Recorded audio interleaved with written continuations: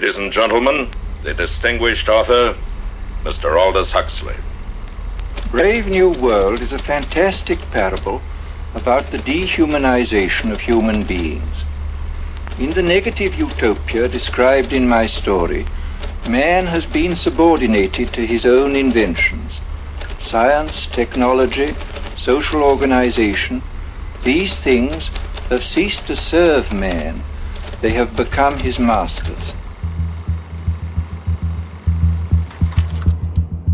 Aldous Huxley's novel portrays a dystopian future under the dictatorship of a world state, where every aspect of human life is controlled, from laboratory creation to the grave. He described the story as fantasy, but later wrote, "The prophecies made in 1931 are coming true much sooner than I thought they would. The nightmare of total organization has emerged and is now awaiting us, just around the next corner." With the rise of brain-computer interfaces and biometric sensors and so forth, all the bodies, all the brains would be connected together to a network, and you won't be able to survive if you're disconnected from the net.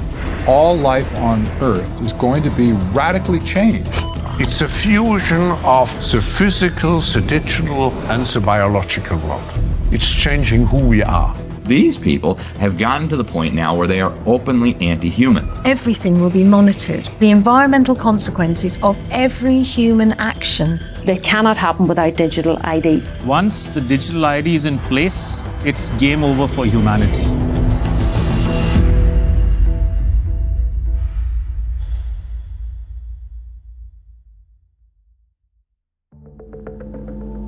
The ideology of a world dictated through science is deep-rooted.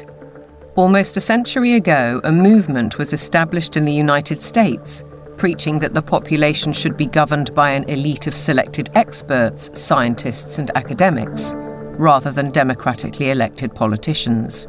They called it technocracy. These engineers and scientists from Columbia University promoted what they thought was going to be the replacement for capitalism and free enterprise. It's not going to be a price-based economic system. It's going to be based on resources and energy, control over energy. They thought that science was the answer for everything. They didn't have any spiritual bone at all. You know, they were very mechanistic in their thinking. The definition was clear. Technocracy is the science of social engineering, the scientific operation of the entire social mechanism to produce and distribute goods and services to the entire population. The movement was short-lived, but the principle never died. As we'll demonstrate, a stranglehold on policy and resources has always been the ambition of the powerful oligarchs behind many of today's world institutions. It seems to me that there's a very strong drift in the direction of globalization, of the ultimate centralization of control in the hands of unelected officials at supranational organizations. The lust to control other human beings is a story as old as time. They want all of the resources of the world in their pocket. They do not want you and me to have anything. It's in writing all over the World Economic Forum's website. By 2030, you will own nothing and be happy. That's an oxymoron. If you don't have anything in your name, you ain't going to be happy about it. The World Economic Forum may have called that infamous phrase a prediction, but it translates as a statement of intent on behalf of its global power brokers. The bigger picture is that an attempt is underway now to collapse liberal democracy and replace it with global technocracy. What I call an omni-war is now underway, which is to say that the transnational ruling class is literally, it's not a metaphor, is literally at war with the rest of humanity and has weaponized everything that it can. This is a coup. They can remove the power from the parliament and the legislative branch and consolidate it into a monetary system which has complete control. That control is now entirely achievable because the would-be controllers finally have the tools to execute it. Total surveillance, artificial intelligence, digital IDs, and central bank digital currencies. The potential for social control is gigantic and potentially irreversible. What our experts are describing is a world commanded by an exclusive group of bankers and industrialists, affecting every aspect of our lives. What we eat, what we can buy, where we travel, where we live, and all bypassing democratically elected governments. You could be forgiven for thinking this is a grand conspiracy theory, but please consider this. The term conspiracy theory has become one of the most successful propaganda terms of all time in closing down discussion and debate. It's a thought-terminating cliche, but nevertheless, it's surprisingly effective when you try to calmly present evidence in a factual and reasoned manner. In this film, we will present evidence that the global takeover is not only possible, it's actually happening, and has been decades in the making. They plan to commandeer land, reduce farming, and radically change the food we eat, transform the supply of electricity, and then dictate how we use it, and replace currency with a system of credits under their control. It's a classic template to win the war, take control of food, of energy, and of money. And here's the key. All three strategies are built on the premise of a climate crisis caused by carbon dioxide, a gas that is actually vital for life on the planet. So what if the whole carbon narrative was one gargantuan lie? A political maneuver to establish their brave new world. A big lie is a lie which is told on such a scale that ordinary people simply would not imagine it to be possible. People with empathy can't fathom that a group of people would organize and engineer this kind of mass atrocity to get where they want to go. It should come as no surprise that financial kingpins are calling the shots. And it's certainly no conspiracy theory when banking executives spell out their intentions.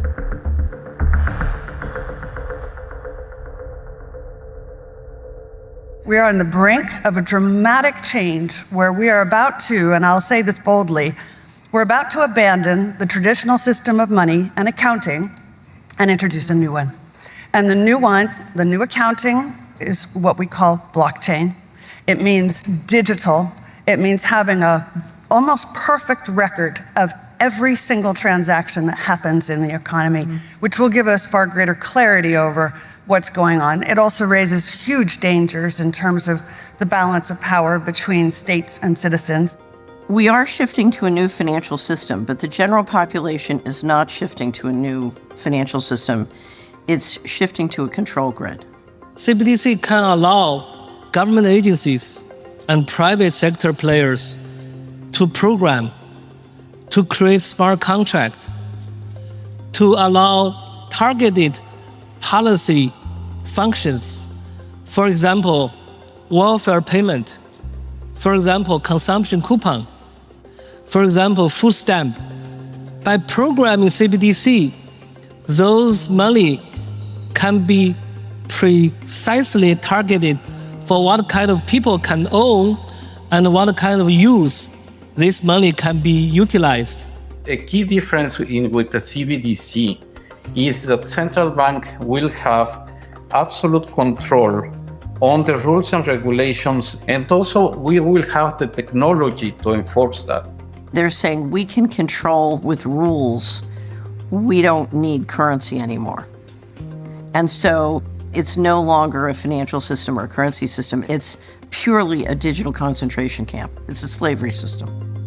When Catherine Austin Fitts talks, we should listen. She's a former high-level investment banker in New York and held senior office in the first Bush administration in Washington. There may be 1,000 models of how it could work. But essentially, you will have, whether it's a banking account or a credit card, and it can be turned off and on. So my incentive system is not you go to work and work hard and you get money. My incentive system can be based on how you behaved in the last 5 minutes, on a 24/7 basis. CBDCs, as the name suggests, would be issued by central banks like the Federal Reserve in America and the Bank of England, not by high street banks. They would signal the end of cash, and every transaction you make would be transparent and held on a permanent database. Crucially, under a net zero regime, your carbon footprint could be at the heart of the system. We're developing, through technology, an ability for consumers to measure their own carbon footprint. What does that mean? That's where are they traveling? How are they traveling? What are they eating? What are they consuming on the platform? So, individual carbon footprint tracker. This can be the infrastructure for a carbon credit system. It's totalitarian control, and if people don't become aware of it now, it's going to be too late to backtrack from this. It's a ratchet system where it's very difficult, if not impossible, to backtrack. But why is now the time for change? Because the system is in crisis. It entered crisis in 2019. Mark Carney, he talked quite openly about how the international monetary and financial system had entered profound crisis and was effectively on its last legs. If you study the history of how the central bankers designed technocracy, essentially when they created the Fed, they said, look, this can't last forever. We're going to need, at some point somebody's going to get hip to this game. We're going to need another system. And I will say this because I used to be part of that group. I was born and bred to be a central banker. They plan ahead hundreds of years in advance. Predictably, the money brokers seem to hold all the cards. As a subtext, does the ruling class need to protect itself as artificial intelligence threatens mass unemployment? And what will happen to our existing assets if the banking system is collapsed and money disappears overnight? In an unknown future, one thing is certain. Digital IDs are essential to the project. If they become compulsory, data on every detail of our lives will be monitored, stored, and monetized. Nothing, but nothing, would be private. For younger people, often it's the case that they like technology, they're completely au fait with it, they enjoy it. So they don't see the dangers that technology can bring because, like a drug dealer does, you feed people, low levels of drug where it's all fun. And then later, when you have them addicted, you feed the hard stuff and that destroys their life. So in a similar way, all of this technology is currently pretty much nice, but when the central bank digital currency comes in and the control comes in and the censorship systems, then the younger people will realize all too late in many cases that they've walked themselves into a trap.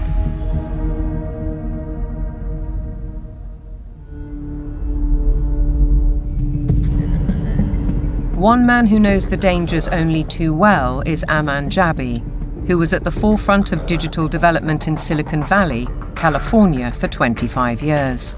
He left when he recognized the dark side of surveillance technology, choosing instead the peace and beauty of Montana.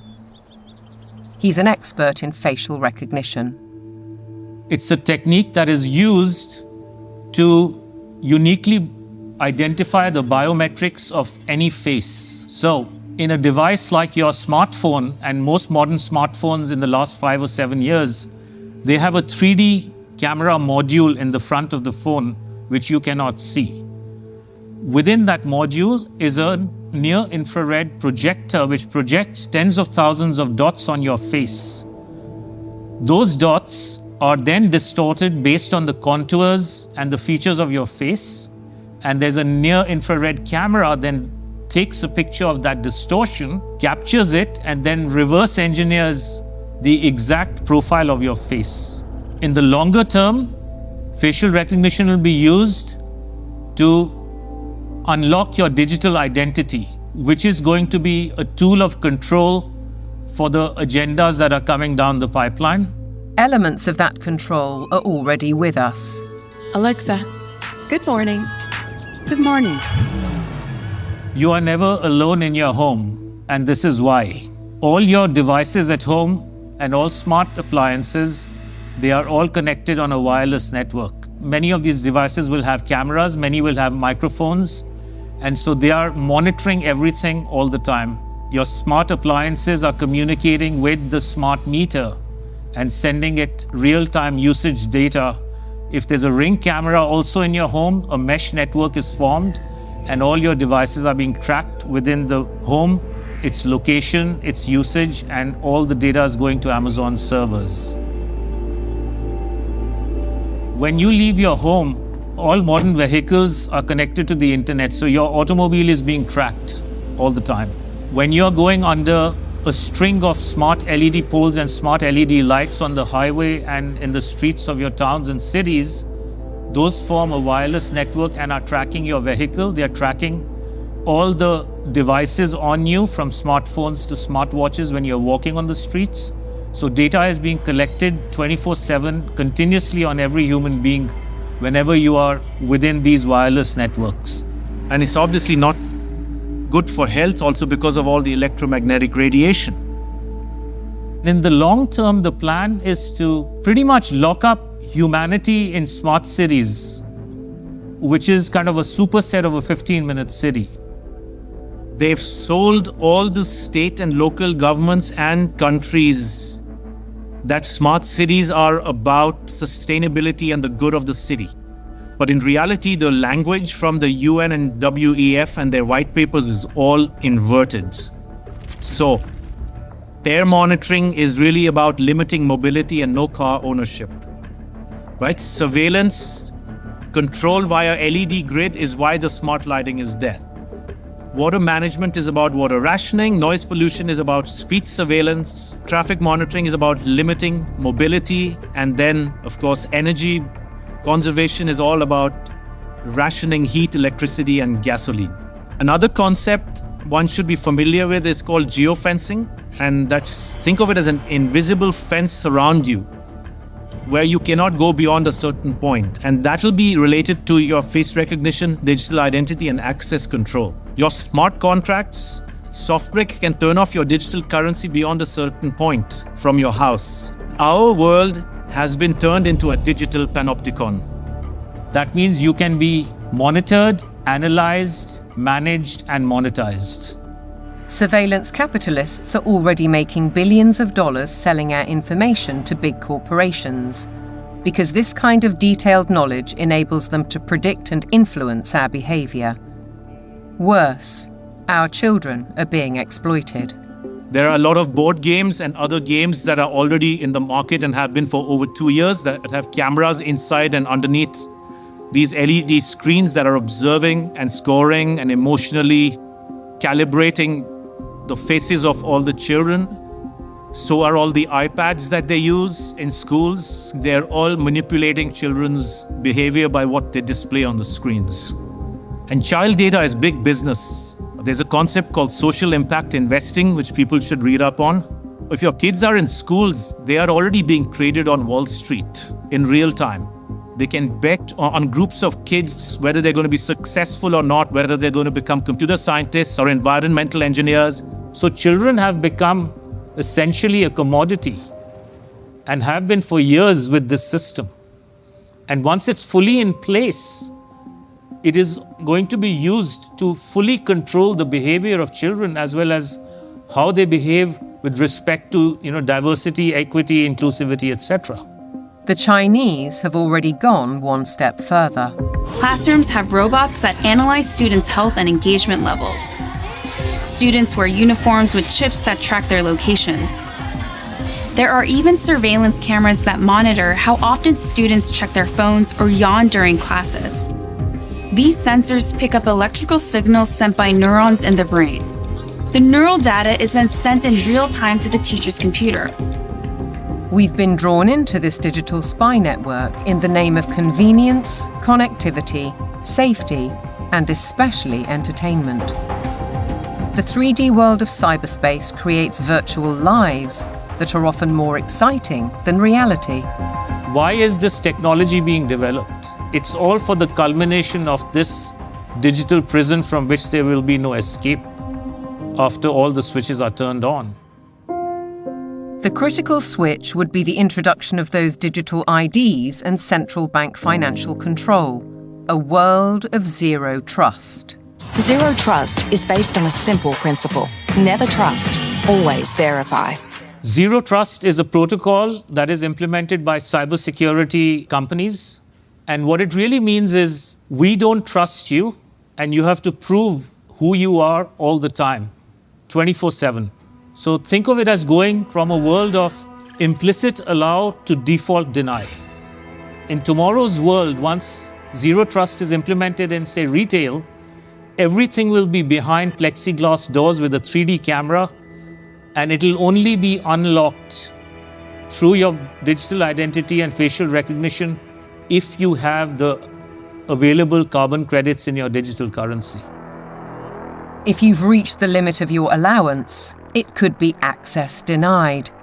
This would apply to fuel, to travel, to meat and dairy products, to clothes and other consumer goods. Because everything in life could be valued by its carbon footprint. Even access to the internet could be denied. So the new world of Zero Trust is really a world of locks. It's like an inverted prison. You are supposedly free to roam about, but everything you want to access is behind lock and key.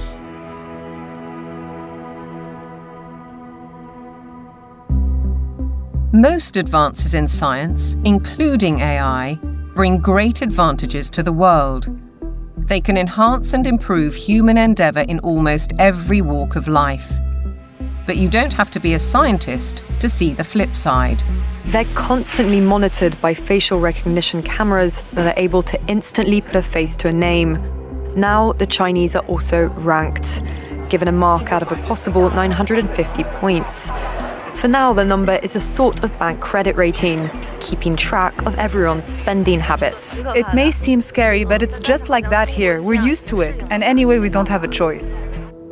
If you think this couldn't happen in the West, ask yourself why so many cameras, smart poles, and 5G networks are being installed in your neighbourhood. In London, the police are using facial recognition surveillance. Sainsbury's is already experimenting with AI. Thank you for waiting. The cabinet will now be opened. In UK railway stations, surveillance is being tested to collect travellers' data. And in Oxford, these barriers were installed by the council under its so-called 15-minute city plan. They were removed following protests. But look at what's replacing them in these quiet residential streets. As the tech companies are proud to tell us, the possibilities are endless. We've developed the camera into a sensor. The camera does not only capture video, it can now start to count, measure, and detect. With deep learning capability, the camera is able to generate accurate and trustworthy data and send notifications in order to take action, all directly from the camera. And since our cameras have open technology, well, we can work with different analytic partners from all over the world and together do just about anything we want. Note that they can do just about anything they want. Digital technologies mainly have an analytical power. Now we go into a predictive power. But then the next step could be to go into a prescriptive mode, which means you do not even have to have elections anymore, because we know what the result will be. Ultimately, we're facing manipulation by the system. A world where instead of us using technology, technology is using us. But who's really pulling the strings? Banking and oil dynasties like Rothschild and Rockefeller inevitably get mentioned, as do the modern-day big tech masters, including the ubiquitous Bill Gates. David Hughes takes a wider view. It's those who own the means of production, who are capable of magicking money out of thin air, who control the media, and all of the other means of production, which have now been weaponized against the rest of the global population. Catherine Austin Fitts, the banking insider, adds a sinister thought. If you know their name, they're not at the top. Either way, it's a story of power, money, and manipulation by a small group of people who share common interests. and a belief that the world needs top-down control for maximum efficiency. As we'll see, it could result in the destruction of the farming industry in favour of laboratory foods, and a shortage of electricity because of the race to net zero. Net zero means the impoverishment of ordinary people. It means fundamental changes to their lifestyles, and the politicians are not being honest with the people about it. Surprisingly, the blueprint for transformation is woven into the United Nations Agenda 2030, ostensibly a vision for a better world.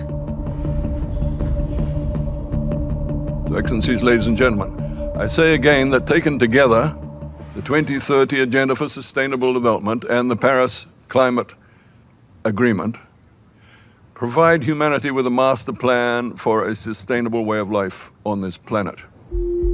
New York City, late September 2024, the setting for the United Nations Summit of the Future, a gathering of member nations to reinforce and accelerate Agenda 2030 and its 17 Sustainable Development Goals, or SDGs.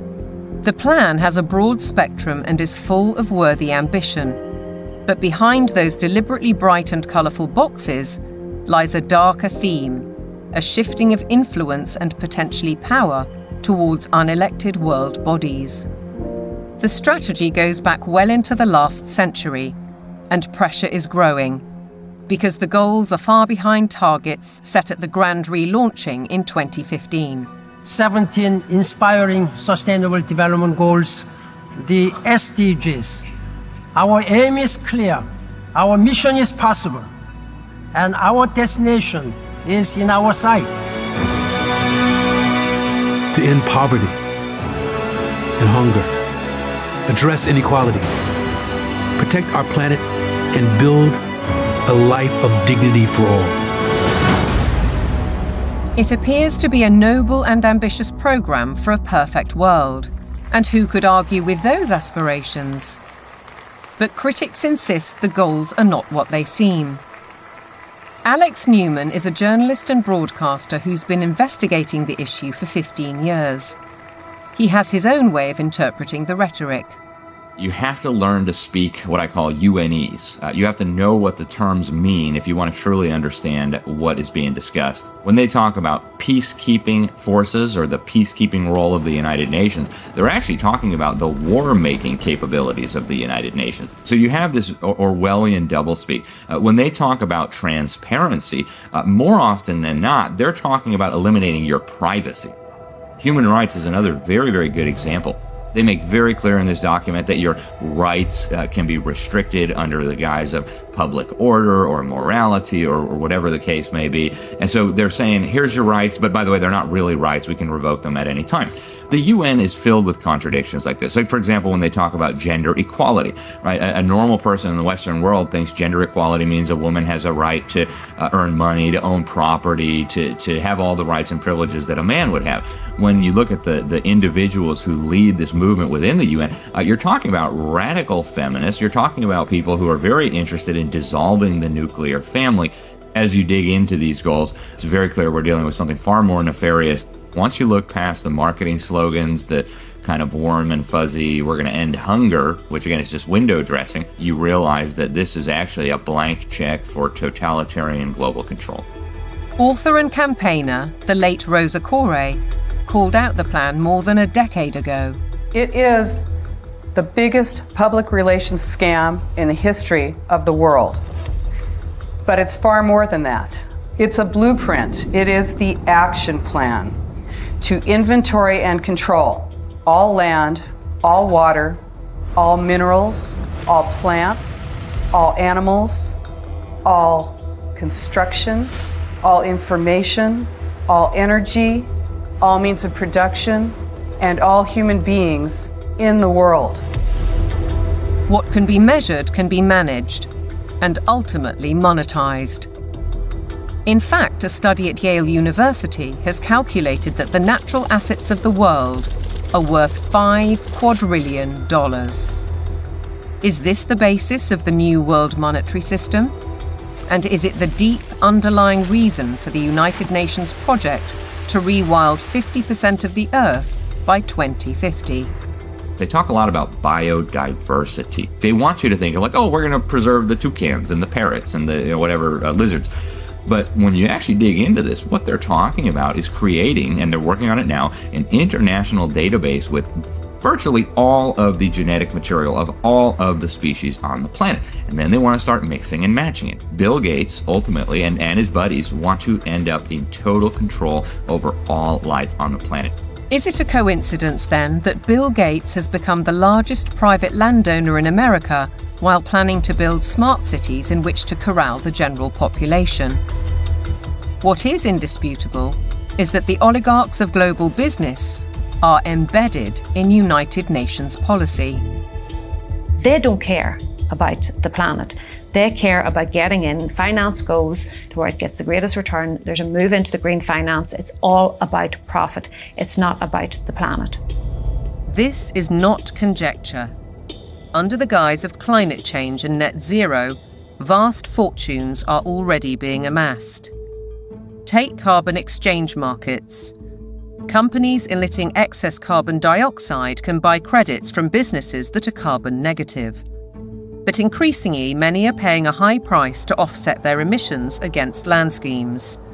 Grasslands, forests, conservation projects, and so on. Some legitimate, others not so. Either way, the brokers and middlemen get rich, while having no impact on actual carbon emissions.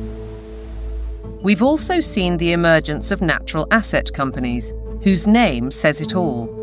They identify the asset and then issue shares in that asset out of thin air, essentially. And they can sell it to financial institutions, asset managers, sovereign wealth funds. And then they go public and have an IPO, and that funding is, they say, meant to preserve the natural asset. But elsewhere, they say that their main purpose, like so much else, is to generate profit for shareholders.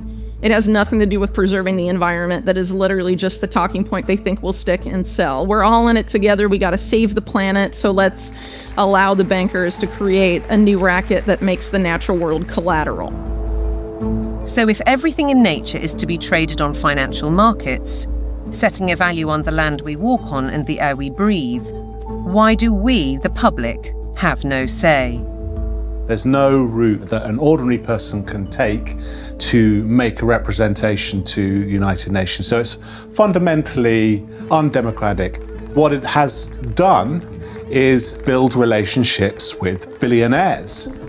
Right from the start, the rich and powerful have enjoyed undue influence in the UN's inner sanctum.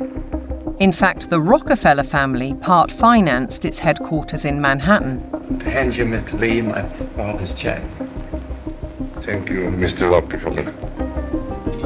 Between them, the Rockefeller family has funded hundreds of organizations and, as a consequence, spread their authority on civil society, institutions, banking, education, and global politics. The Rockefellers always believed in world governance. In the 1950s, their Special Studies Project report declared, "The UN stands, finally, as a symbol of the world order that will one day be built."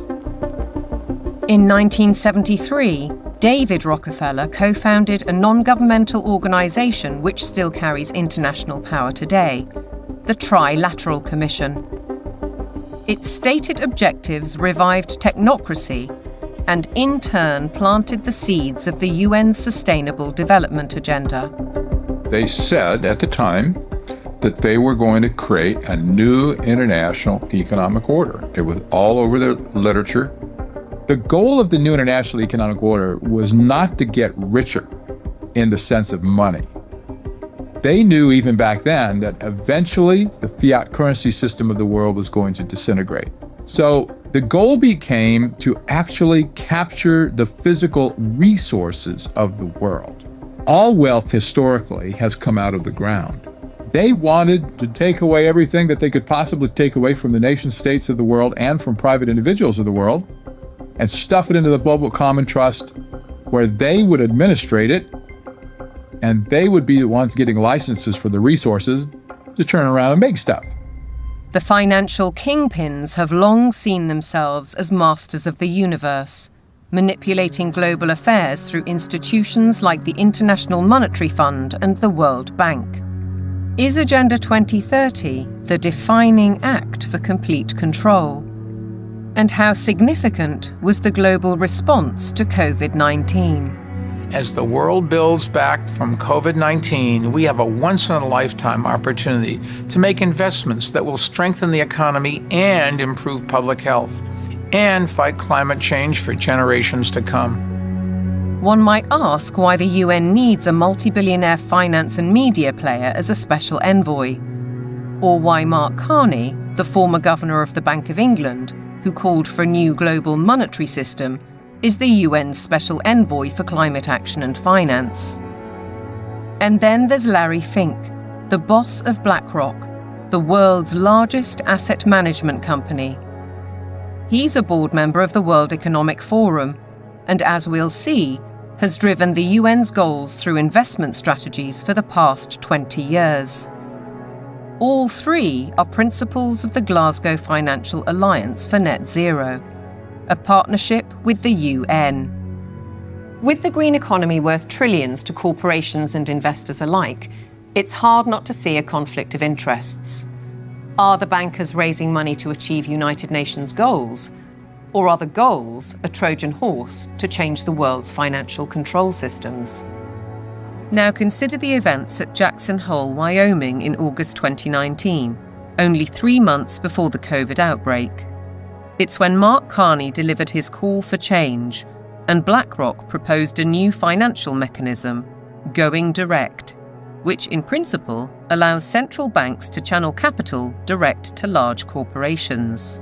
So the central bankers got together in 2019, the G7 central bankers, and voted on the Going Direct Reset. And the Going Direct Reset, of which the COVID operation was part of it, has done a phenomenally excellent job of massively consolidating capital into central control. If you look at the COVID operation from a financial standpoint, it was absolutely clear that it was one way you balance the books. It worked. The major corporations like Amazon and others were allowed to continue business. Meanwhile, other businesses, particularly small and medium-sized entities, were deemed to be, quote, inessential.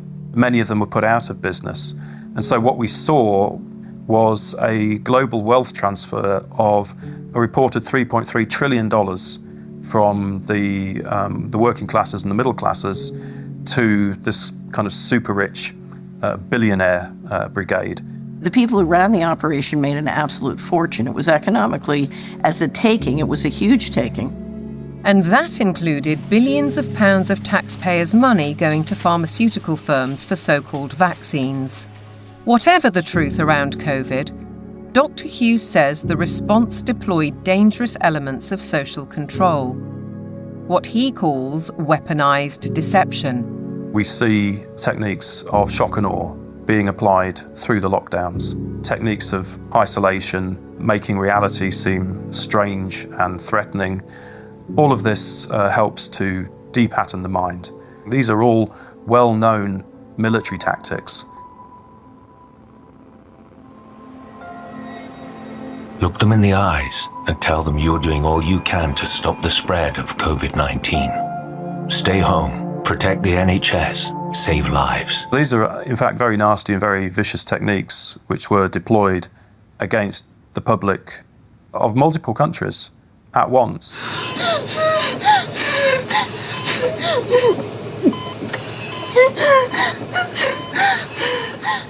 These are forms of serious psychological abuse. I think once the public starts to understand that, there's going to be a very severe pushback against everything that's happened. The general population cannot fathom the psychopathy of the vision that they're facing. So they can't fathom that a group of people would organize and engineer this kind of mass atrocity to get where they want to go.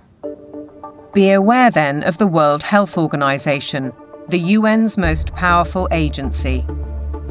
Since COVID, the WHO has sought to increase that power to unprecedented levels through amendments to its pandemic treaty and the international health regulations. A key driver is its One Health initiative. One Health is a concept that was created to enable the WHO, with these documents, to take over jurisdiction of everything in the world by saying that climate change, animals, plants, water systems, ecosystems are all central to health. That places the Director General in a key position to influence world events, another potential conflict of interests given the WHO's financial backing, particularly from the pharmaceutical sector. Its accounts for 2022 show that an eye-watering 84%, or $3.656 billion of income, came from voluntary donations. The top 4 sources of these donations included the Bill and Melinda Gates Foundation and Gavi, a public-private vaccine alliance also heavily supported by Gates. People see the WHO as a benign organization, and there are still areas where the WHO does useful stuff. But the biggest focus now is purely on a tiny disease burden where investors can extract a large amount of wealth. This has shifted the WHO's focus very much to this emergency agenda, which is very false. Pandemics are very rare events. This is why we now have a WHO that promotes vaccines all the time, because that's what the money is coming in to support. So instead of being a World Health Organization, we have a World Vaccine Organization, and that seems to be the only thing they're touting. What's in the treaty has got nothing to do with health. It's a business deal focused on the most profitable business imaginable, pandemic profiteering. The other part of it, they're setting up a huge surveillance network. We're talking about $31 billion a year. They have to surveil for variants of viruses, and they will find them. They just have to decide there's a threat, not even a real harm. Experts are preparing for what is known as Disease X, or the next pandemic virus. They're creating a supranational, self-perpetuating pandemic industry. The latest scare is monkeypox, renamed Mpox, a disease highly unlikely to affect the general population. Nevertheless, the WHO has acted. The emergency committee met and advised me that, in its view, the situation constitutes a public health emergency of international concern. If you get to declare the emergency and then profit from it, there's a big problem, isn't there? It's essentially a build-out of big pharma, and the WHO is essentially looking to be their marketing and distribution arm worldwide. WHO, the people say no! WHO, the people say no! We're fighting for really the right to own our own lives. We're fighting for that freedom versus sort of corporate authoritarian structure or medical fascist structure, which is what is clearly trying to, interests are trying to impose on us. Changes to the WHO's regulations are expected to be voted through in the coming months. As we speak, the UK government is fully behind them. Meanwhile, in common with many other global institutions, the WHO tries to silence criticism and dissent, branding it misinformation. The science, it says, is settled. Digital platforms are being misused to subvert science and spread disinformation and hate to billions of people. This clear and present global threat demands clear and coordinated global action.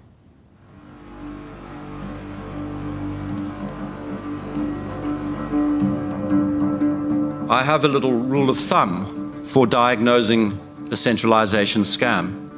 If we can detect 1, a propagandized global crisis, 2, admitting only global solutions, and 3, with dissenting voices viciously silenced, then we know with absolute certainty that we are dealing with a scam.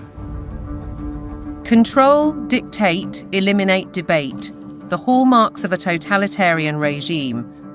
And nowhere is the cold ambition of corporate dominance more evident than with the World Economic Forum.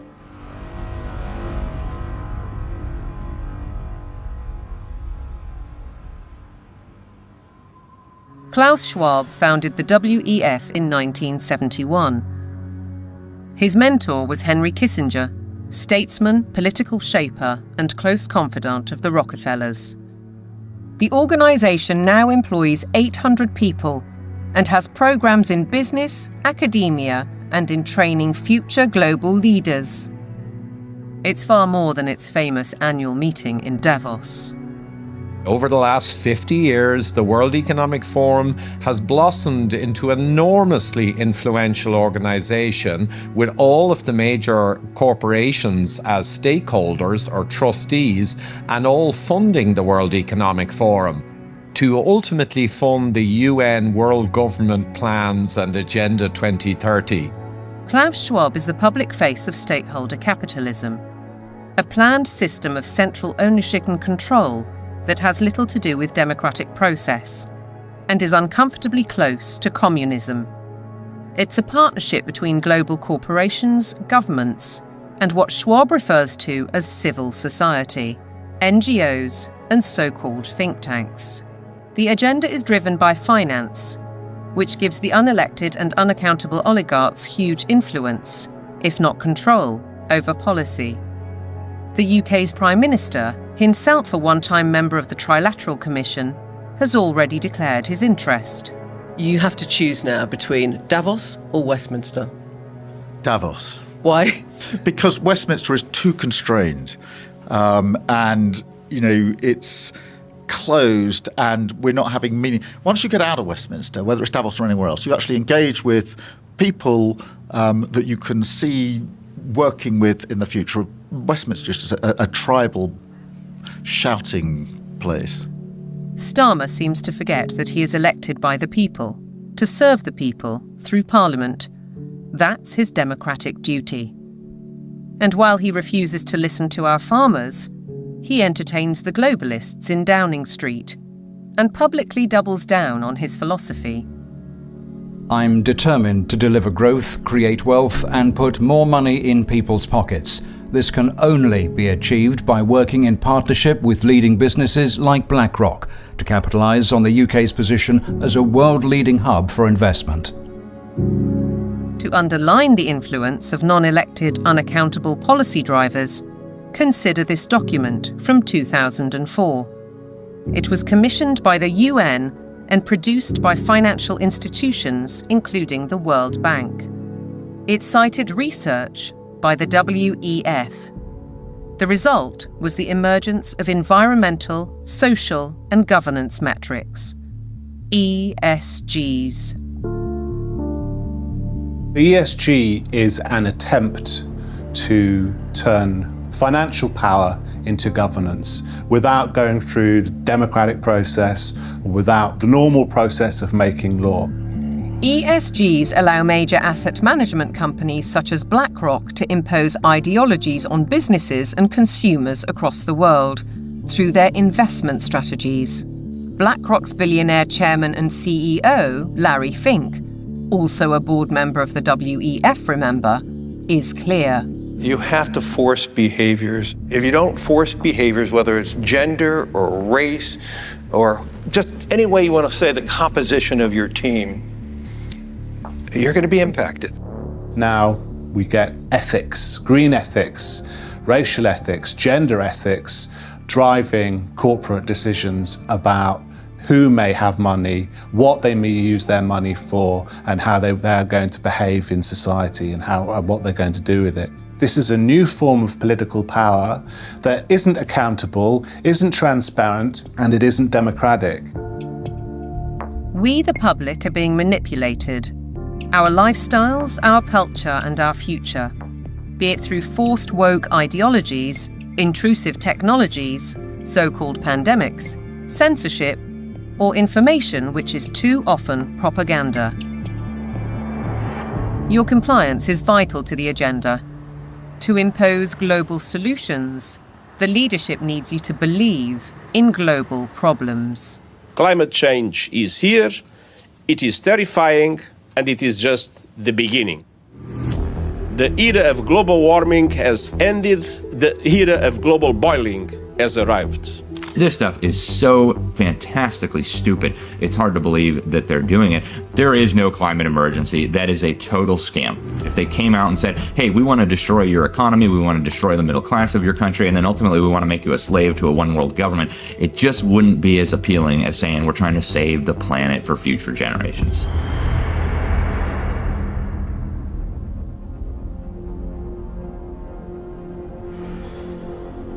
"2024, with the hottest day on record and the hottest months on record, this is almost certain to be the hottest year on record.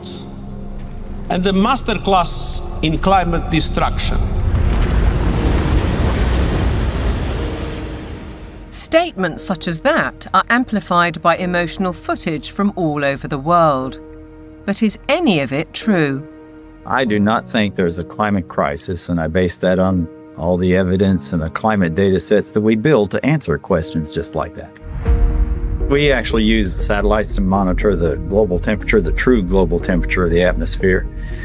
And we find there is a rise. It's about 1.5 degrees per century, which is certainly something that's manageable and the Earth has seen before.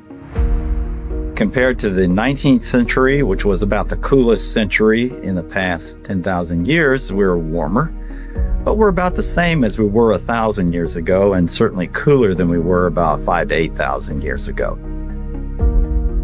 John Christie is a highly regarded climate scientist who developed the measurement of accurate temperature records using satellites.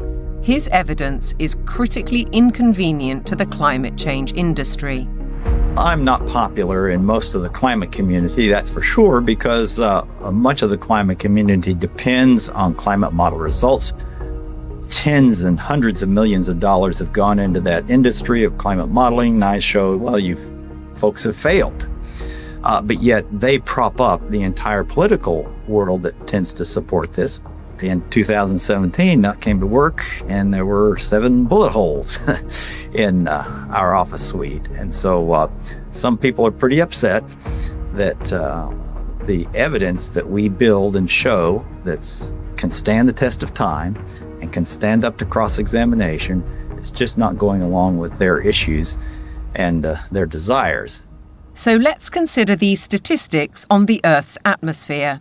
78% is nitrogen, 21% oxygen, other gases make up less than 1%, and carbon dioxide accounts for a mere 0.04%, the majority of which is natural. Can man-made CO2 really be a problem?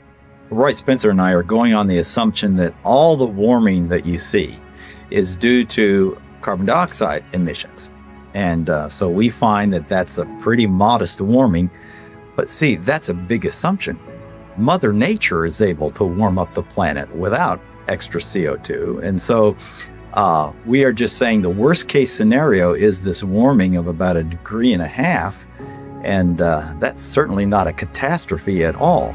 On the contrary, carbon dioxide is vital for the world's survival. The greater the concentration, the better plants grow. In fact, according to NASA figures, the world has become 14% greener in the last 40 years. During the last cool period before industrialization, let's say 200 years ago or so, it was below 300 parts per million. And during the ice ages, it was even lower. And that's a dangerous level because plants struggle to survive when the CO2 is at a low level. And so the biosphere becomes less diverse and less available to support the animal life. So low CO2 is not good for the planet as a whole. Where is the logic then behind the UK's decision to spend £22 billion on facilities to capture carbon? The greatest controversy of all revolves around readings from ice cores. CO2 levels can be measured in bubbles of air trapped in ice thousands of years ago.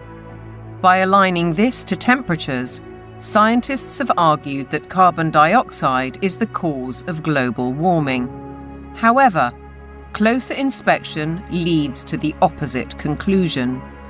Once the temperature starts to rise, you will see the carbon dioxide rise about 500 to 1,000 years after. So the CO2 actually lags the temperature changes.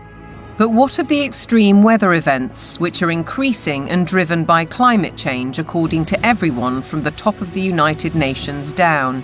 Professor Christie says there is no data to support those claims. And what we find is that virtually every one of these claims is false.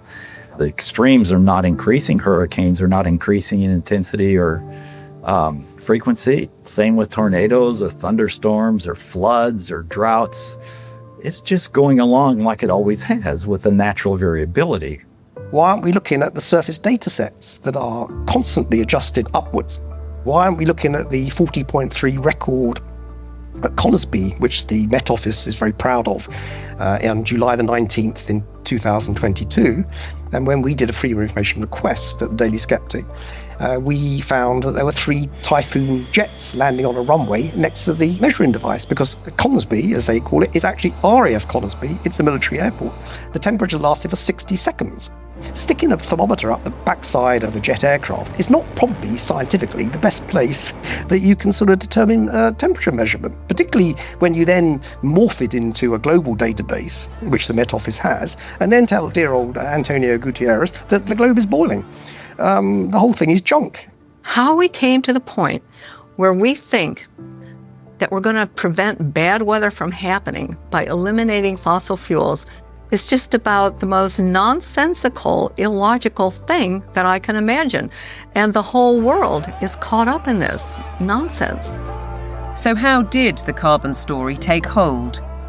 Meet the man who invented climate change, according to The Telegraph. His name? Maurice Strong, an oil tycoon, a Rockefeller associate, and a man with an extraordinary talent for moving between high finance, politics, and the United Nations. Strong was a member of the highly influential Club of Rome, an institution formed in 1968 at a Rockefeller property on Lake Como in Italy. A group of scientists, academics, and industrialists discussed what they saw as an urgent crisis: the impact of human activity on the planet. I don't think we can sustain current growth trends much beyond, say, the lives of children who are being born today. To prove the thesis, they commissioned computer modeling at the Massachusetts Institute of Technology. This research laid the foundations for an agenda that's persisted for over 50 years.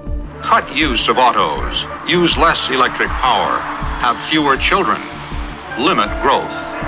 All of this was fueling this ideology that there's too many people on the planet, there's not enough resources, and that something has to be done. The natural world in which man lives and on which he depends is indeed deteriorating, is being destroyed in many instances at a rate that is accelerating and that can only continue to accelerate unless we begin to control the activities that are having this destructive impact. In 1975, the Club of Rome published a second report, Mankind at the Turning Point.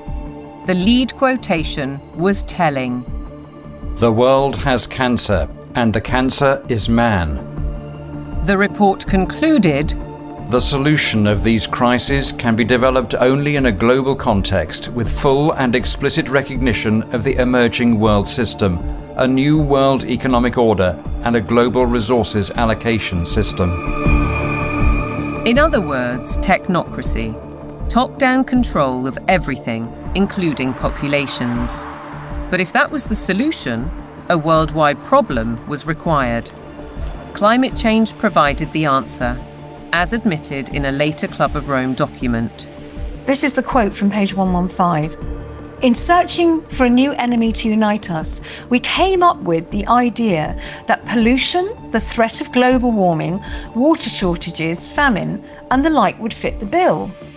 All these dangers are caused by human intervention, and it is only through changed attitudes and behaviour that they can be overcome. The real enemy, then, is humanity itself. It really does look as though they are inventing climate change there. They just made it up out of thin air, literally. That nobody really looks at that book and say, well, there you go. It's not, this has nothing to do with science whatsoever. They just made it up. Interestingly, in 1988, Maurice Strong had been instrumental in establishing the IPCC, the mainly political entity which endorsed a thesis by a small group of scientists that industrial carbon dioxide was driving climate change, and the IPCC has been looked into that theory ever since. Maurice Strong's masterstroke came in 1992, when as Secretary-General of the UN's Earth Summit in Brazil, he saw 179 nations commit to a World Action Plan, Agenda 21. We have been the most successful species ever. We are now a species out of control. Nobody would question the need for a cleaner environment and the protection of nature, and Strong's legacy lives on through the Kyoto Protocol, the Paris Accord, the current Agenda 2030, and the worldwide push for carbon net zero. But there are questions on his motives and his connections. He was behind the first financial carbon market and a founding director of the World Economic Forum. Surely a conflict of interests with his involvement in the IPCC.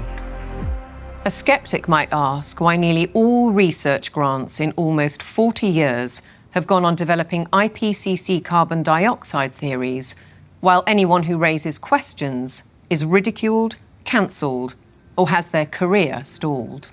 Funding for someone who wants to determine the natural variability of the climate system as an explanation for what has happened is just not there. I mean, the government is very clear that they want a catastrophic story. There is no single science paper that proves conclusively that humans control all or most of the global climate. If there was, you wouldn't hear the last of it. Instead, we get this call to authority to the IPCC, the United Nations Panel on Climate Change. Many more scientists and academics are speaking out against the IPCC. Almost 2,000 have signed a declaration stating that there is no climate emergency, including Nobel Prize winner Professor John Clauser, who wrote, "The popular narrative about climate change reflects a dangerous corruption of science that threatens the world's economy and the well-being of billions of people." We need to have a full and honest debate about the science. It needs to be discussed in Parliament, it needs to be discussed in the media, it needs to be generally discussed. And we need to sort of bring the drains up, if you like, on all of the science to see what is there really a threat. That debate is highly unlikely, because the juggernaut of net zero careers on, with trillions at stake. What is certain is that the repercussions will affect the food we eat, ravage our countryside, and have a disastrous impact on our energy supply.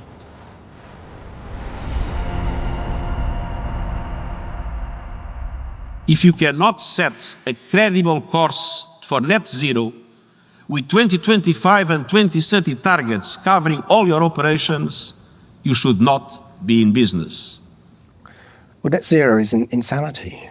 It's pure insanity. I mean, the idea that you can remove 85% of the world's energy, which comes from hydrocarbons, within less than 30 years and replace it with the sunbeams and the breezes. It shows a complete lack of economics, societal effect. It shows a simple lack of the progress that we've made over 300 years. Nevertheless, net zero is enshrined in UK law, with the government passing the Climate Change Act in 2008. A 100% reduction in emissions by 2050 from 1990 levels was included later in a strategy document. But experts argue that the policy is fatally flawed. Europe's mad dash towards net zero is effectively economic suicide. Politicians are purposely impoverishing ordinary people, purposely deindustrializing Europe, where companies are forced to move to countries where they have access to cheap energy, whether it's the US who frack and therefore have cheap gas, or whether it's to China, which is still predominantly producing from non-renewable, especially coal. It is literal economic suicide. China continues to open new coal-fired power stations to drive the factories that manufacture wind turbines and solar panels, which are then sold to the West. As a result, China emits almost 30% of global greenhouse gases, while the UK is responsible for less than 1%. In essence, carbon emissions are merely transferred to another part of the planet. And while China gets richer, UK households face a bleak and expensive future. What it will effectively do is price ordinary people out of having access to electricity at a time they want and a price they can afford. The core problem is that neither the infrastructure nor the technology exist to provide a constant supply of electricity. The proportion of time that solar actually generates electricity is actually 9% in the UK. That means that for 90% of the time, solar doesn't generate the average amount of electricity that its capacity can generate. For onshore wind, it's about 20 to 40%, and for offshore wind, it's about 30 to 50%. So that means, by definition, you will always have periods of time when renewables aren't producing electricity, but there is demand for electricity. As we'll hear, the net result is that supply will be rationed. Reality, though, seems not to concern the activists.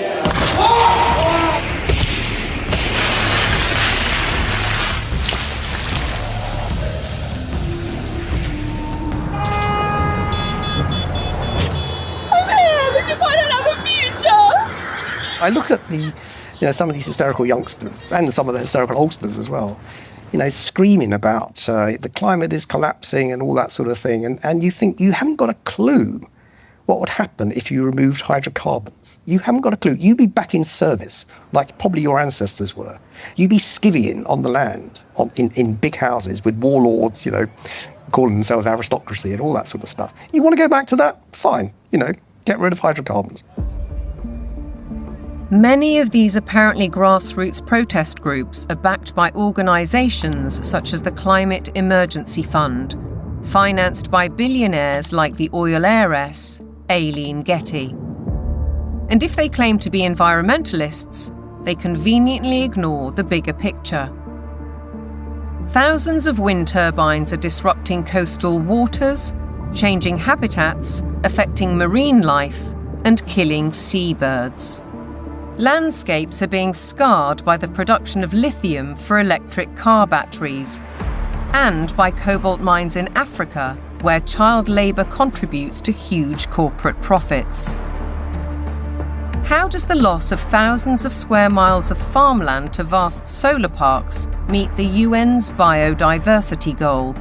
And how helpful are wind turbines when they're blotting the landscape visually and through noise pollution, and disrupting wildlife in the air and on the ground? The glorious mountain terrain of southwest Wales is a stark example. It's a landscape breathtaking in its beauty, untainted and largely untouched by humans. A haven for wildlife, a place where life runs its natural course. Yet this is what's planned: mega turbines designed for offshore, reaching 700 feet into the air and dwarfing the hilltop forests. Planning permission is being sought for the so-called Bryn Cadwyn Energy Park.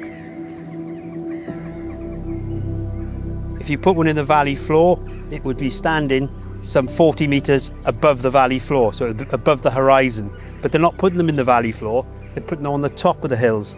So it'll be standing some 600 odd metres above sea level up there, casting a shadow over our solar panels. Justin Cotter lives right in the centre of the proposed development. He's fighting to preserve the countryside he loves. And across the mountain, Jason and Josie Barker are equally aggrieved. It feels very much like it's exploitation, using the climate crisis narrative as its supporting evidence. So it feels like it's being abused in a tremendous way, and there's going to be a lot of destruction done in the name of doing good, which really just seems utterly backwards. And if we really want to protect nature, then some of the best way of doing that would be to leave it well alone, especially in the wilder places, and let it flourish. We certainly found that being here The more we've lived here, the more we've worked with it and encouraged it, the more it's come back. All of those spruce trees on top there, they will have to go to make way for turbines. All of that. All of this spruce will be gone. To build a 230-metre turbine in that location, it's going to take some crane to lift the 240-ton nacelle onto the top of the tower some 180 metres up. So they'd have to stabilise all the ground for the crane, stabilise the ground for the actual turbine, put in a concrete plug basically in the ground of some 1,000 tonne of steel, 4,000 tonne of concrete, just as a base. They'll need to be lit. It'll take away the dark skies. It's totally devastating. It would just be catastrophic damage and destruction. The roadways up through these valleys, the Welsh valleys, they're all twists and turns. They're going to have to straighten out the valleys. Where you've got steep hills, they're going to have to level out those hills. There's a 200-metre drop into the actual valley itself. So they're going to have to create gradients that machinery carrying 400-tonne loads can actually traverse and get up. The locals argue that there are much better ways of creating clean energy, such as solar panels on industrial sites. Areas of natural beauty should be respected. This is about preserving and protecting this sacred land. We need to speak up and protect the environment. It's just a tremendous amount of damage in the name of saving the planet. It does make you ask the question of what is it we're actually saving if we're paving it over. It doesn't make any sense at all in my head.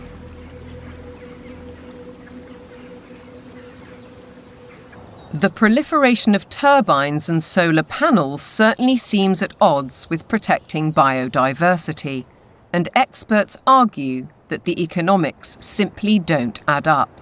If we are going to go on to full net zero, we not only have to change our electrical system, but we have to change the other 66% or more of the rest of our energy needs as well. So we need to triple the amount of renewables just to cover our present electricity generation.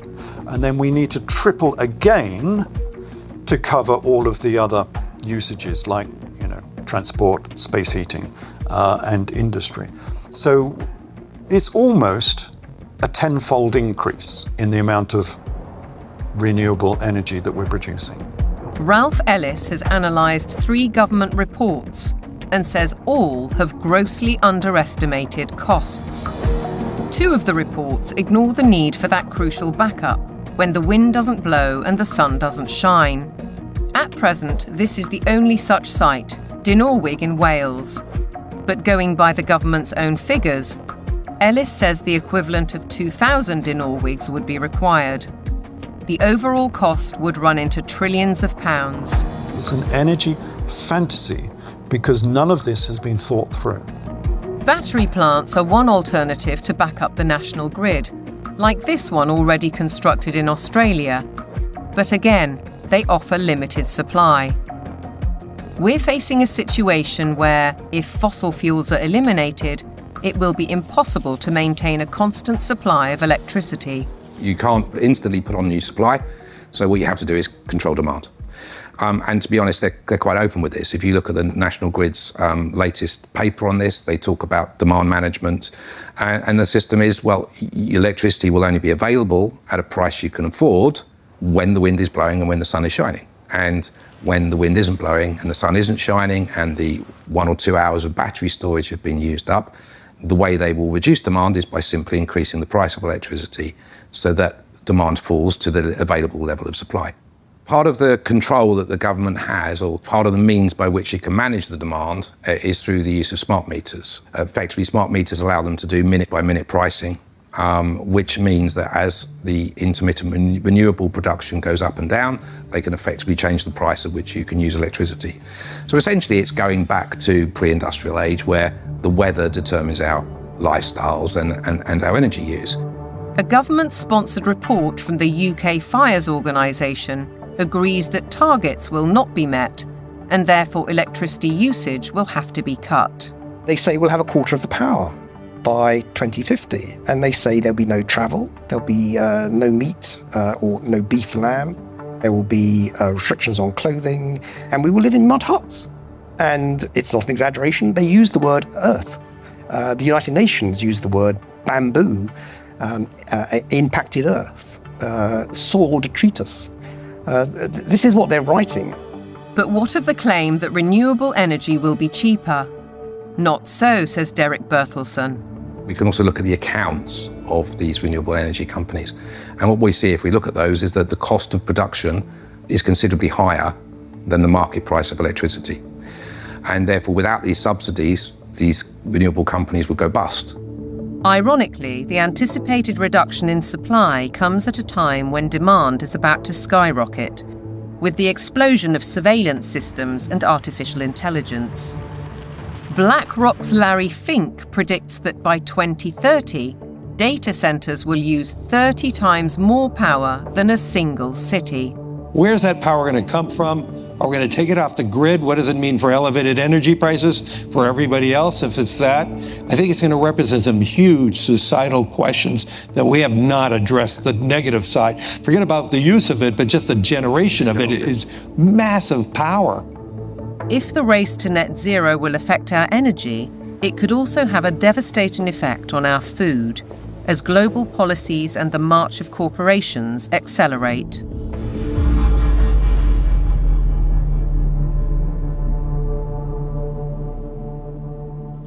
Farming has been at the heart of our lives for generations, but to the climate change advocates, suddenly it's a threat. A lot of people have no clue that agriculture contributes about 33% of all the emissions of the world. You just can't continue to both warm the planet while also expecting to feed it. Doesn't work.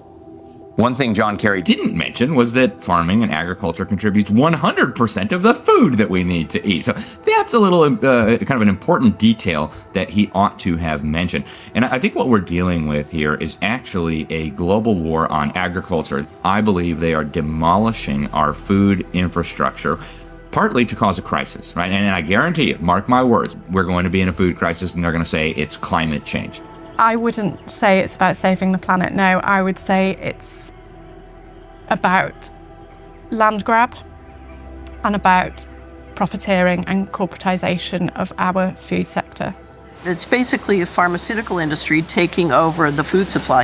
If I can switch everybody from real food to pharma food, then 100% of the agricultural industry can go through my publicly traded stocks, and I have complete control. So the idea is we get rid of farmers, we kill any naturally grown food, and we engineer food in manufacturing plants and laboratories. But I assure you that those guys are not eating this.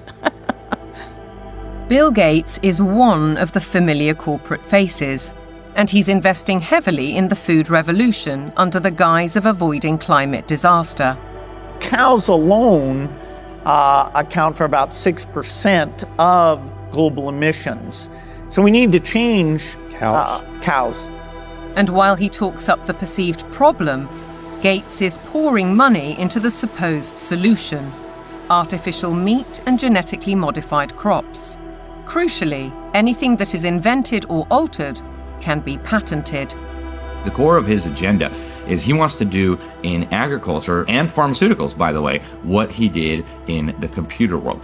True power, massive, incalculable wealth comes from owning intellectual property and then monopolizing it. They want to make it so that every single organism that is used for food is ultimately under their control, either through the 3D printing or through this genetic manipulation.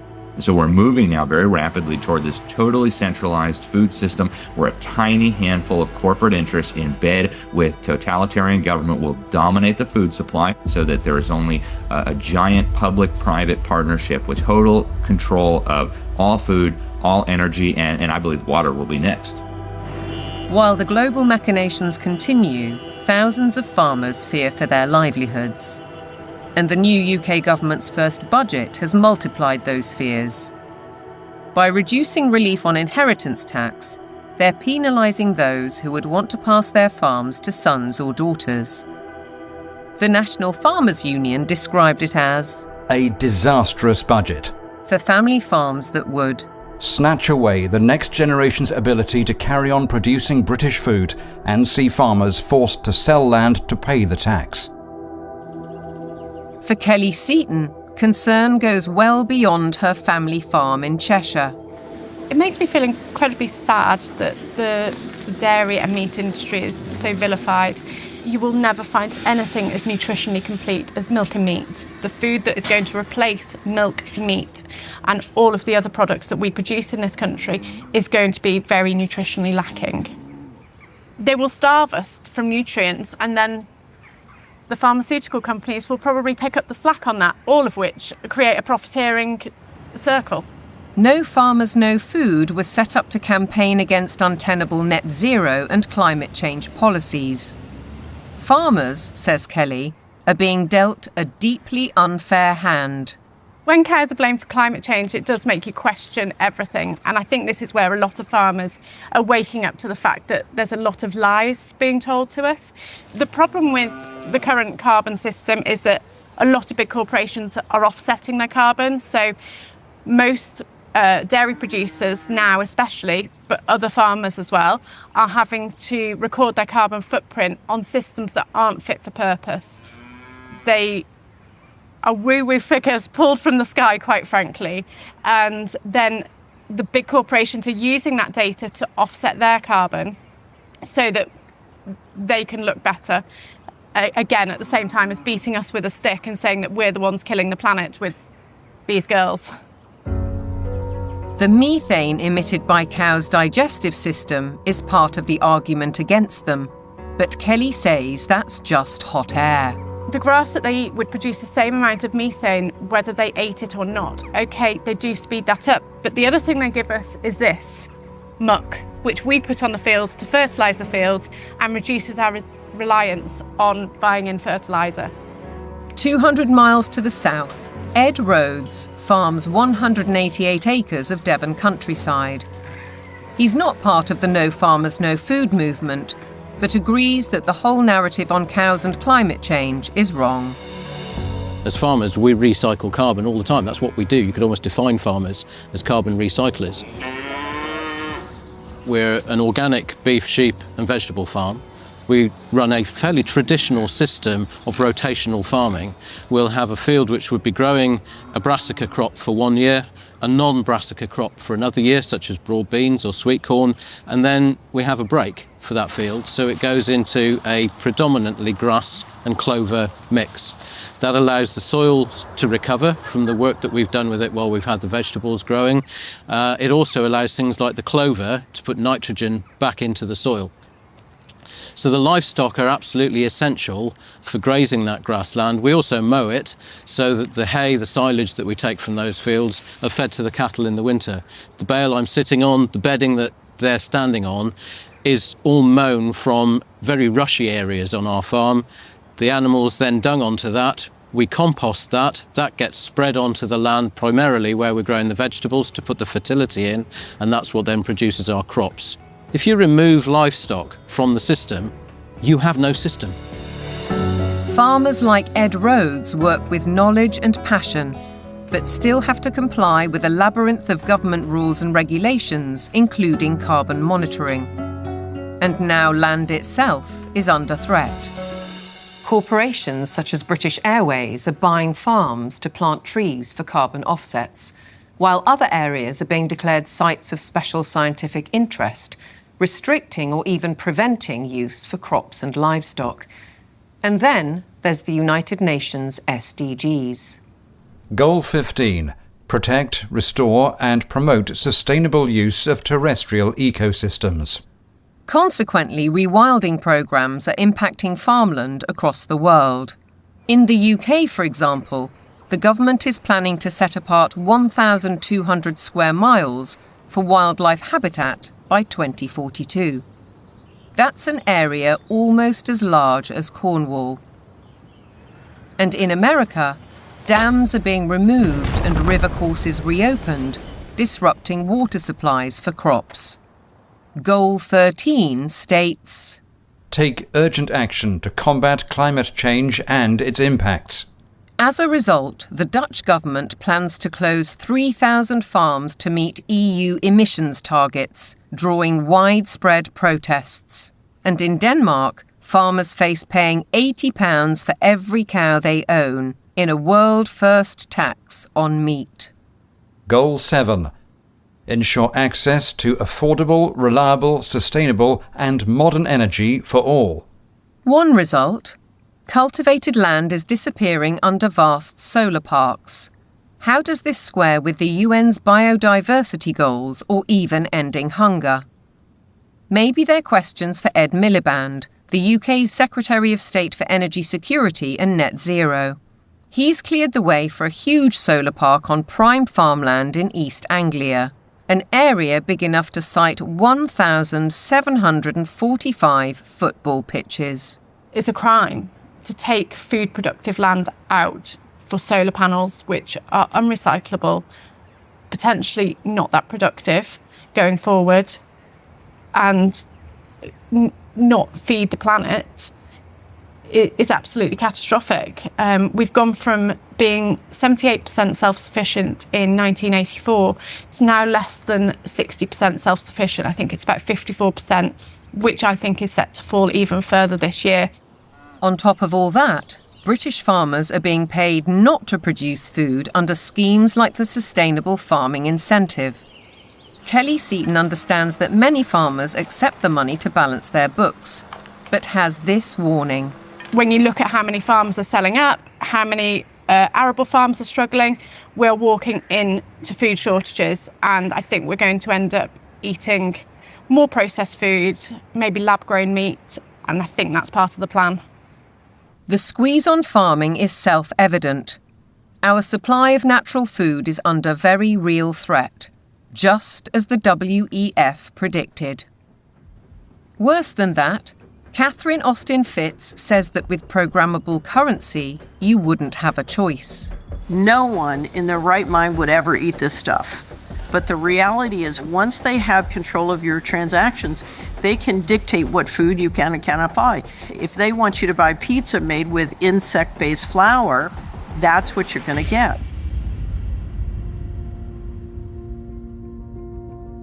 There's an energy crisis.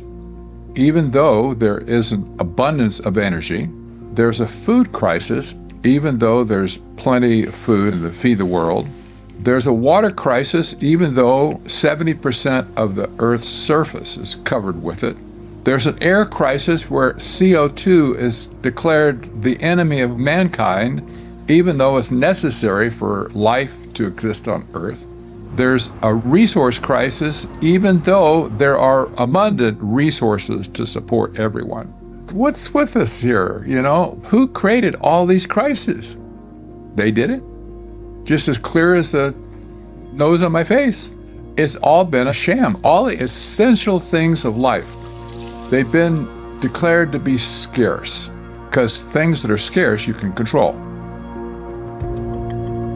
The architects of such globalist trajectories, all the Kissingers, Rockefellers, Schwabs, Carneys, Strongs, Carstens, are held out as great intellects, but they are nothing of the sort. We know both in theory and in practice that centralization causes nothing but misery because it destroys the mechanisms of error correction, leading to doubling down on flawed policies. And yet the creed of global dominance continues apace. Through the WHO's so-called Pandemic Agreement, its One Health initiative, and ultimately the United Nations Agenda 2030. From medical diktats to gender and racial politics to climate change, the indoctrination runs deep.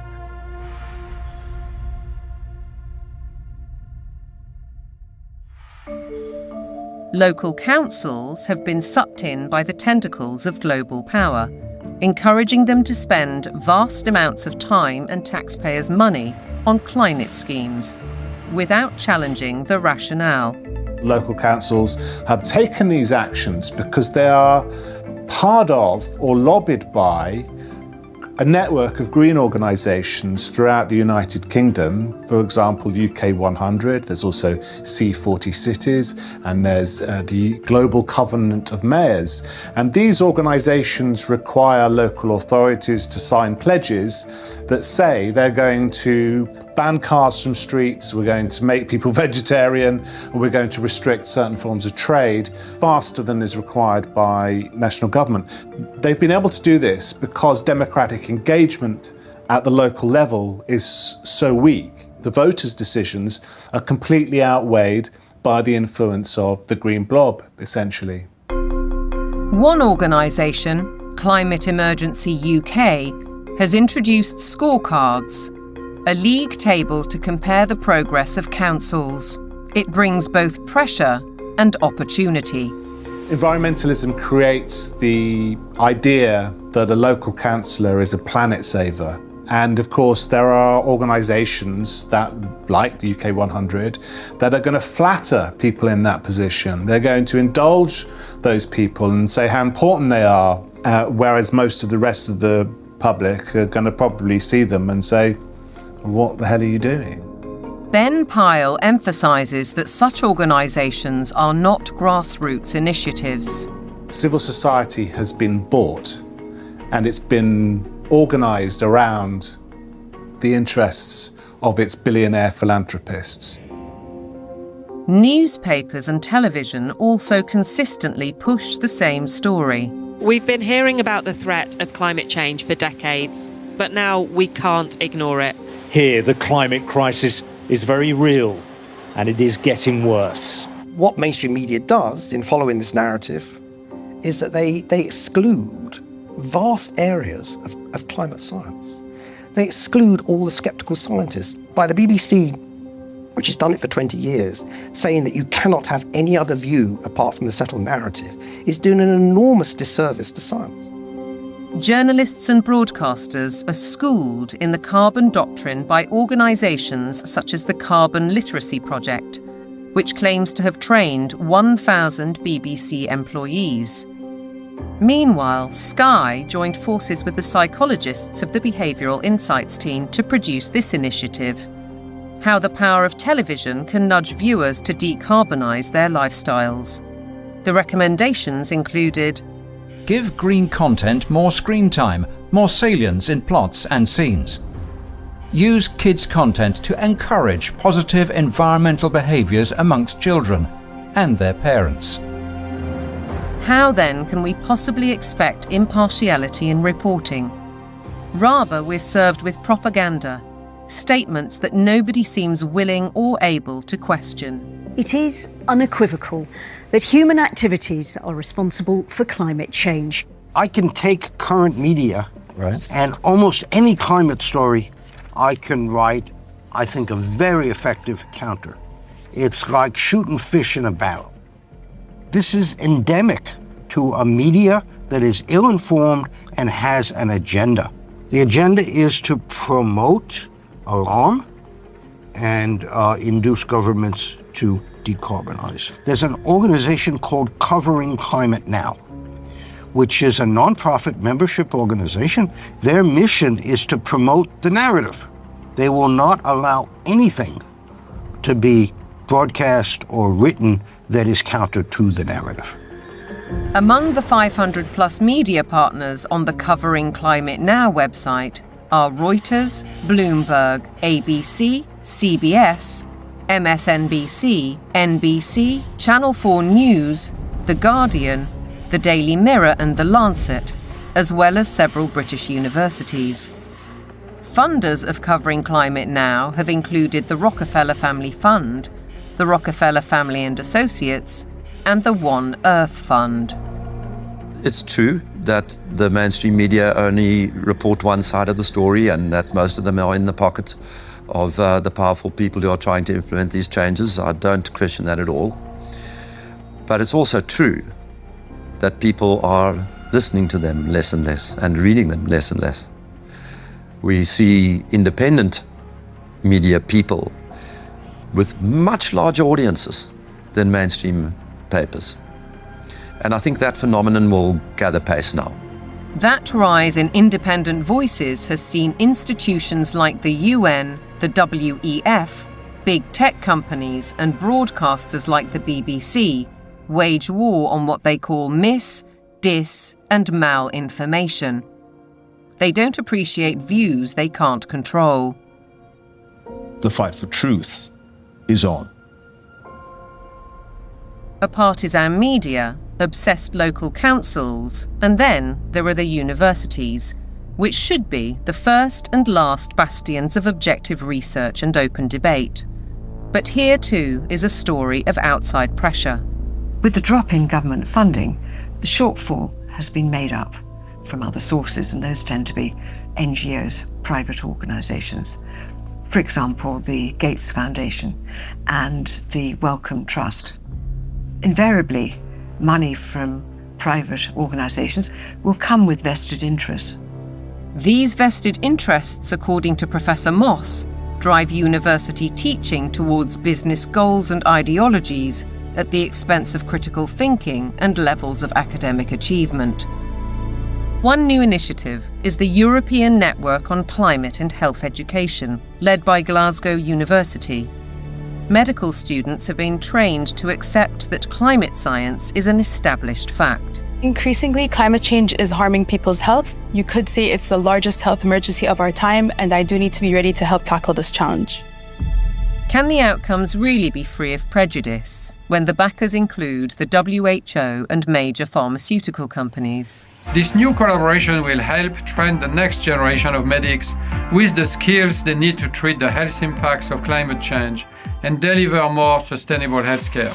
That's why health leaders from across the public and private sectors are coming together to support this transformative new network.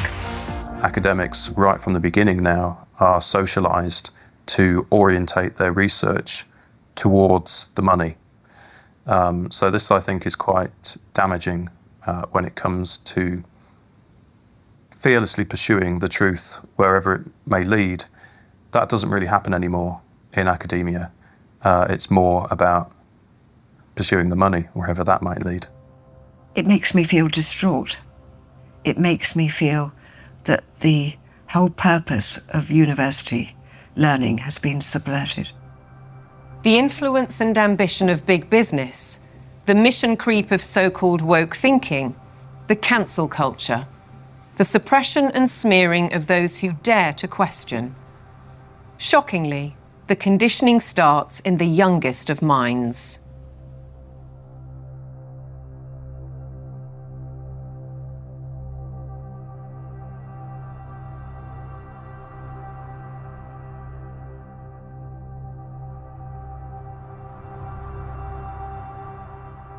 All aboard for Global Goals! This year, Thomas and his friends have teamed up with the United Nations.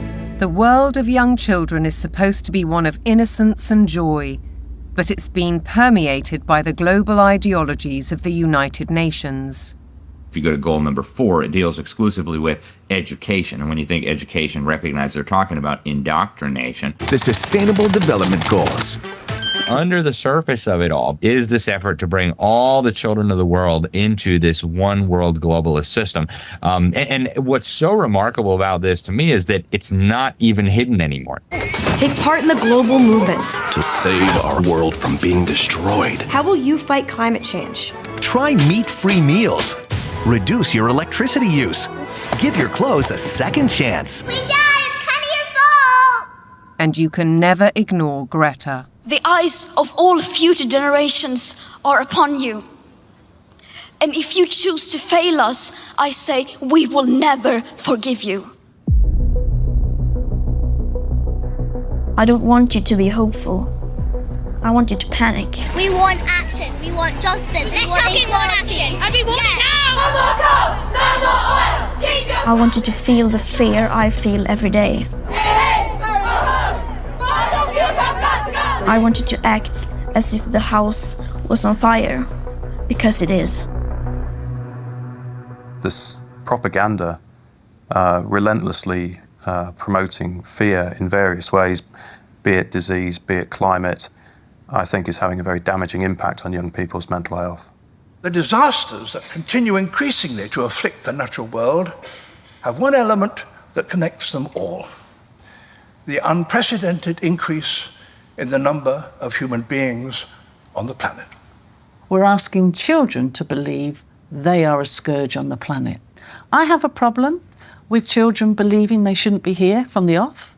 How are we ever going to encourage them to have strong mental health and emotional well-being if they believe that their birth is a disaster for the planet? That's not encouraging them to be productive citizens who are making an active contribution to society if they've got to apologise for their very existence. I think it's very dangerous, and I think we need to reverse that as soon as possible. The indoctrination of children is further evidenced across their learning. Objectivity and freedom of thought are being stifled by the persistent pushing of agendas. I undertook a study of secondary school textbooks to see what children are being taught. And what I found was extremely shocking. I found unqualified acceptance of climate change, the wonders of vaccines, GM foods, and very few counter-arguments were presented. If you cannot produce this information that's in the textbooks, you cannot succeed in the school system. If a student undertaking a geography exam, for example, doesn't talk about man-made climate change, then they're very unlikely to hit the top marks. Is it not surprising that the phrase critical thinking actually only occurs in relation to two subjects? One is art and design, and the other is history. Other than that, it's completely absent from the national curriculum. If we have a dumbed-down syllabus, we're actually stunting children's brain capacity and brain potential. While parents may not be fully aware of these issues, many are concerned at the growing trend of gender politics, including transgendering. One former head teacher says his local authority advised teachers not to use the words boy or girl for fear of misgendering anyone. The Department for Education as well has really subscribed to this kind of woke ideology. So there's almost like brownie points for the more woke you can be. Why do you have makeup and lipstick and glitter on? Because I think it looks pretty. Oh! You don't think it looks pretty? What schools have done is employ third-party agencies to deliver material for which the third parties most certainly have a vested interest in. And I wouldn't have a problem if it was I'm there in school to ask children to accept me as I am. That's fine. We all need to be tolerant and liberal in a diverse society. My problem is that what they're actually doing is more a form of evangelism, which is this is who I am and you might be too. In my heart, I've always known that I'm a girl, Teddy, not a boy, Teddy. I wish my name was Tilly, not Thomas. Language carries so many meanings and messages, and if schools are encouraging social transitioning, that's not a neutral act. That's a significantly impactful act. Dr. Fraser is also highly critical of the World Health Organization's recommendations, suggesting that 4-year-olds should learn about sexual stimulation. It's harmful. They don't need to know it, and in fact, for those children who are perhaps victims of adult abusers, how will they ever know the difference between what is happening within the home if they're encouraged to also explore that part of themselves within a school curriculum? What do we do with an organisation like the United Nations or the World Health Organization if we take our orders from them about what is suitable education for our child? How do we say, no, we're not doing that, we want a change? Teachers are sent on courses to embrace the diversity dogmas, and many buy into them. But Fairclough says that those who don't keep quiet for fear of reprisals. It's a dereliction of duty. It's a dereliction of their legal as well as their moral duty to safeguard children against harm. I can certainly say I feel very let down by the teaching profession because I am not hearing people speaking out on behalf of the children. A one-world dictatorial education, a dumbing down in the classroom, fluidity of gender, the impact of technology. Are our children being groomed for a life in the digital prison? Today, nobody has any idea what to teach young people that will still be relevant in 20 years. As computers become better and better in more and more fields, there is a distinct possibility that computers will outperform us in most tasks and will make humans redundant. And then the big political and economic question of the 21st century will be, what do we need humans for? Or at least, what do we need so many humans for? Do you have an answer in the book? At present, the best guess we have is keep them happy with drugs and computer games. But this doesn't sound like a very appealing future. A chilling forecast, and one which echoes Brave New World, in which the oligarchs did indeed provide drugs and entertainment so that people learned to love their enslavement. Yet there are even darker clouds on the horizon, the spectre of transhumanism. In a sense, it is that final piece of the puzzle. If you want to gain total control over everyone and everything, then you actually ultimately need to be able to implant technologies inside human bodies. And that's exactly what's taking place.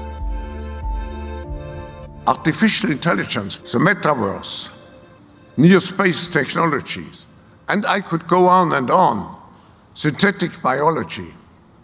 Our life in 10 years from now will be completely different, very much affected, and who masters those technologies in some way will be the master of the world. These modern technocrats seem wedded to science and technology at the expense of our human spirit and ingenuity. They aspire to a data-driven world which is robotic and predictable in every sense, with no room for creativity or individual choice. But if the goal is, and always was, population reduction, maybe they're right on track. We feel too afraid to have kids because we feel that we're heading towards civilization breakdown. People under the age of 35 are more likely to report climate change as a reason not to have children. I've decided not to have kids to do my part for climate change. If I don't think the future is worth anything, then I'm not going to have children. If I think it is worth something, I will have children. I think these ideas have spread like bad viruses, and there's been a lot of investment in promoting some extraordinarily weak ideas. Sitting at the top of all of these very bad ideas is one giant one, which we can call anti-humanism. Transhumanism, the trans phenomenon, net zero, lockdowns, population reduction, all of these ideas are basically the ugly stepchildren of anti-humanism.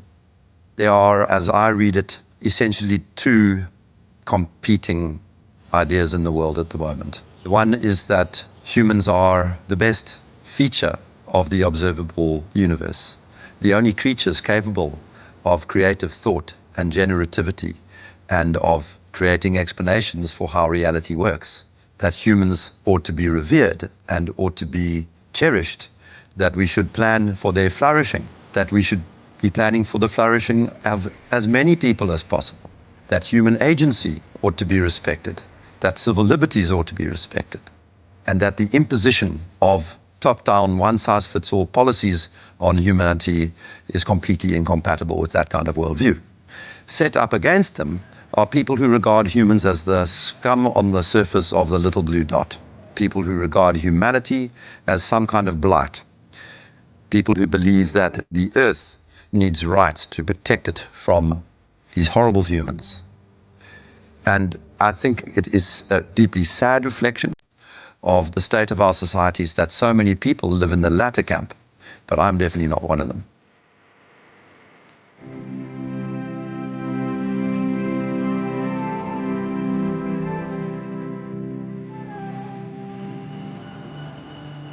We can all stand up to tyranny. We can and must fight for the things that truly matter. The people we love, the fairness we'd like to see, and the personal freedoms we'd like to experience. We should not be bullied, nor should we accept the influences of those who would split our society, be it by race, by gender, by culture, or anything else we hold dear. And perhaps we should start by limiting our reliance on technology and remembering how creative we can be.